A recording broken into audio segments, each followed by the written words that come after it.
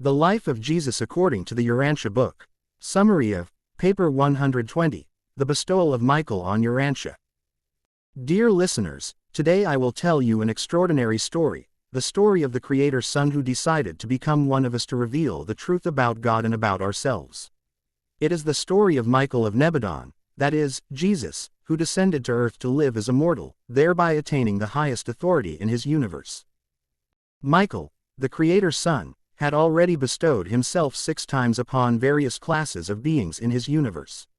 Each of these bestowals was a step on his path to understanding the creatures he had brought to life. But the 7th bestowal was to be special. This time, Michael decided to descend to Urantia, our Earth, in the lowest form of an intelligent being, as a mortal human. Why? Because he wanted not only to rule but also to understand. To understand us, the beings he had created.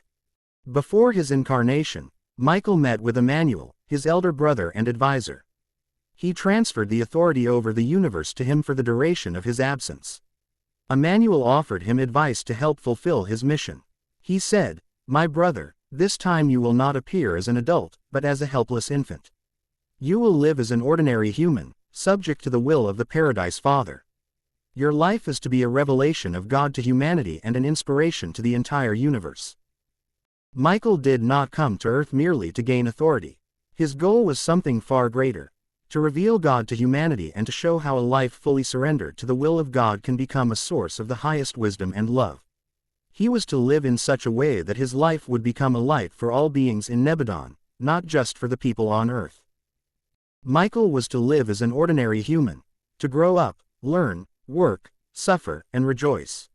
He was to experience everything that constitutes human life. Yet, at the same time, he was to be an example of the perfect union of the will of the creature and the Creator. His life was to show that even in the simplest daily actions, one can reveal God. One of Michael's tasks was also to end the rebellion of Lucifer, the rebellious son of light who had brought chaos to the universe. Michael was to do this not as an omnipotent creator, but as a mortal human. This was to be the ultimate confirmation that true power does not come from authority but from love and submission to the will of God. Michael's life on Earth was to become an inspiration not only for humanity but for all beings in Nebadon. His mission demonstrated that even under the most difficult conditions, one can live in harmony with the will of God. Michael left behind no writings or images to avoid idolatry.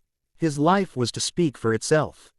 After completing his mission, Michael returned to his universe as the supreme ruler. His bestowal on Earth became a milestone in the history of Nebadon. It showed that God is not only the Creator but also someone who understands his creatures, because he himself became one of them.